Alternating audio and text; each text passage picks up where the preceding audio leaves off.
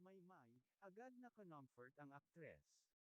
Isang nakakantig na eksena ang tumambad sa mga manunood ng ASAP, matapos maging emosyonal si Janine Gutierrez sa gitna ng live performance. Hindi na niya napigil ang lumuha habang binibigkas ang isang mensahe ng pasasalamat at pagmamahal para sa mga mahal niya sa buhay na pumanaw.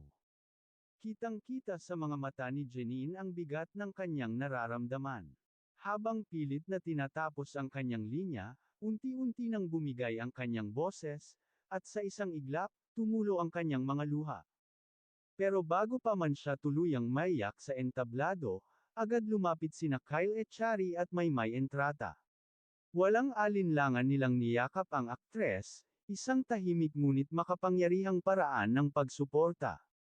Kyle, nakilala sa kanyang pagiging mapagmalasakit, marahang tinapik si Janine sa balikat at binigyan siya ng tissue. Samantalang si Maymay, walang pag-aalinlangang yamakap kay Janine at bulong ng, "Kaya mo yan, ate." Ang eksenang ito ay mabilis na nag-viral sa social media.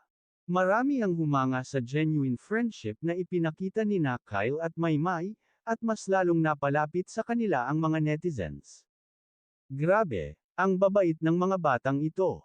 Ang sarap sa puso tingnan, ani ng isang fan sa X, dating Twitter. Si Janine, kahit artista na, tao pa rin. Ang sakit pa rin ng pagkawala, dagdag pa ng isa. Sa kabila ng kanyang mga luha, nagpasalamat si Janine sa suporta ng kanyang ASAP family at sa mga taong patuloy na nagmamahal sa kanya. Isang patunay na kahit sa mundo ng showbiz, may mga totoong tao at totoong damdamin. Isang yakap, isang patak ng luha, at isang simpleng tapik sa balikat, sapat na para ipadama na hindi siya nag-iisa.